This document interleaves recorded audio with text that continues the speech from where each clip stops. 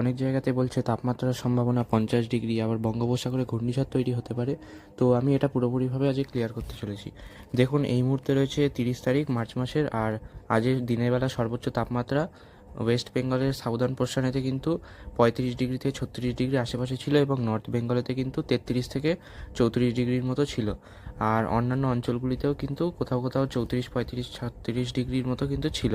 আর বাংলাদেশেও একই রকম টেম্পারেচারই ছিল। কিন্তু কথা হচ্ছে 50 ডিগ্রি পূর্ব ভারতে হওয়া সম্ভব না, যারা বলেছে তারা একদমই ভুল বলেছে।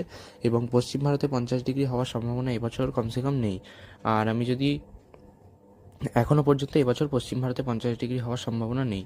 আর আমি যদি ঘূর্ণিঝড়ের কথা বলি, তো বঙ্গোপসাগরে যে ঘূর্ণিঝড়ের কথাটা বলেছে সেটা হচ্ছে আপনি যেমনটা দেখতে পাচ্ছেন এখানেতে কিন্তু এই মুহূর্তে ফিলিপাইন্স দ্বীপপুঞ্জের আশেপাশে কিন্তু একটা লো প্রেশার এরিয়া অবস্থান করছে, যেটা কিন্তু 4 থেকে 5 তারিখ নাগাদ বঙ্গোপসাগরে প্রবেশ করতে পারে, দক্ষিণ চীন সাগর থেকে বঙ্গোপসাগরে প্রবেশ করতে পারে।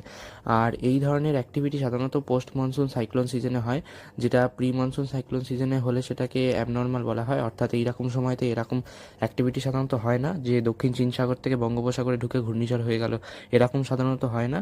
সেই জন্য ঘূর্ণিঝড় হওয়ার সম্ভাবনা কিছুটা কম রয়েছে। আর তাছাড়া windy.com-এতেও কিন্তু এর যে গতিবেগটা রয়েছে সেটা অনেকটাই কিন্তু কম দেখাচ্ছে। আর আমি যদি আগামী 2-3 দিনেতে বৃষ্টির কথা বলি, তো বিক্ষিপ্তভাবে কিন্তু হালকা থেকে মাঝারি বৃষ্টিপাত হওয়ার সম্ভাবনা রয়েছে।